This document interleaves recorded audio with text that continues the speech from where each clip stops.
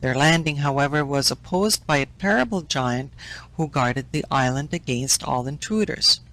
This giant, whose name was Talus, was the last of the brazen race, and being formed of brass, was invulnerable, except in his right ankle, where there was a sinew of flesh and a vein of blood. As he saw the Argo nearing the coast, he hurled huge rocks at her, which would inevitably have sunk the vessel had not the crew beat a hasty retreat.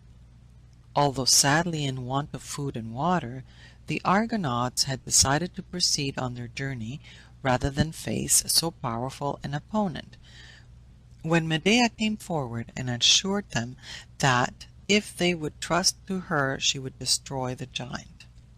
Enveloped in the folds of a rich purple mantle, she stepped on deck, and after invoking the aid of the Fates, uttered a magic incantation which had the effect of throwing Talus into a deep sleep.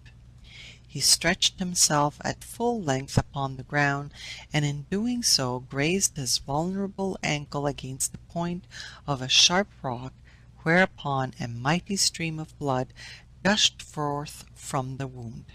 Awakened by the pain, he tried to rise, but in vain, and with a mighty groan of anguish the giant fell dead, and his enormous body rolled heavily over into the deep.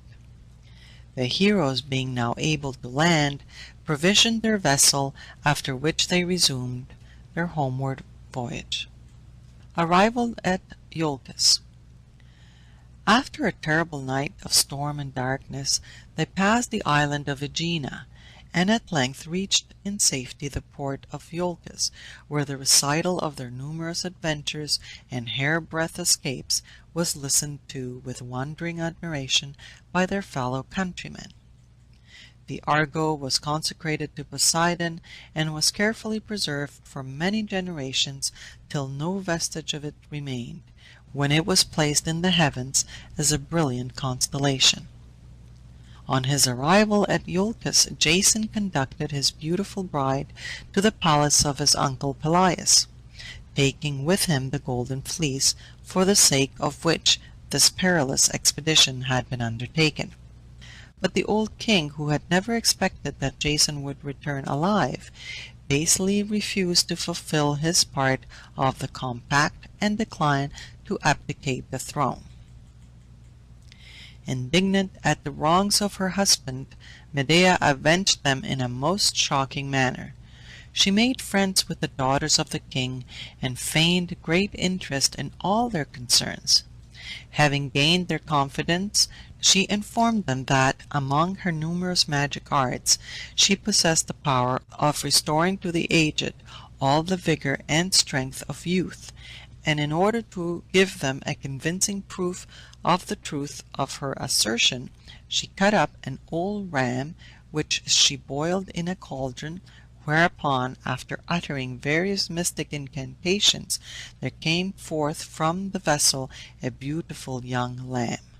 She then assured them that in a similar manner they could restore to their old father his former youthful frame and vigor. The fond and credulous daughters of Pelias lent an all too willing ear to the wicked sorceress, and thus the old king perished at the hands of his innocent children. Death of Jason. Medea and Jason now fled to Corinth, where at length they found for a time peace and tranquillity, their happiness being completed by the birth of 3 children. As time passed on, however, and Medea began to lose the beauty which had won the love of her husband, he grew weary of her, and became attracted by the youthful charms of Glauce, the beautiful daughter of Creon, king of Corinth. Jason had obtained her father's consent to their union, and the wedding day was already fixed, before he disclosed to Medea the treachery which he meditated against her. He used all his persuasive powers in order to induce her to consent to his union with Glauce, assuring her that his affection had in no way diminished, but that for the sake of the advantages which would thereby accrue to their children, he had decided on forming this alliance with the royal house. Though justly enraged at his deceitful conduct, Medea dissembled her wrath, and feigning to be satisfied with this explanation, sent as a wedding gift to her rival a magnificent robe of cloth of gold. This robe was imbued with a deadly poison which penetrated to the flesh and bone of the wearer, and burned them as though with a consuming fire. Pleased with the beauty and costliness of the garment, the unsuspecting Glauce lost no time in donning it, but no sooner had she done so than the fell poison began to take effect. In vain she tried to tear the robe away. It defied all efforts to be removed, and after horrible and protracted sufferings she expired. Maddened at the loss of her husband's love, Medea next put to death her 3 sons, and when Jason, thirsting for revenge, left the chamber of his dead bride and flew to his own house in search of Medea, the ghastly spectacle of his murdered children met his view. He rushed frantically to seek the murderess, but nowhere could she be found.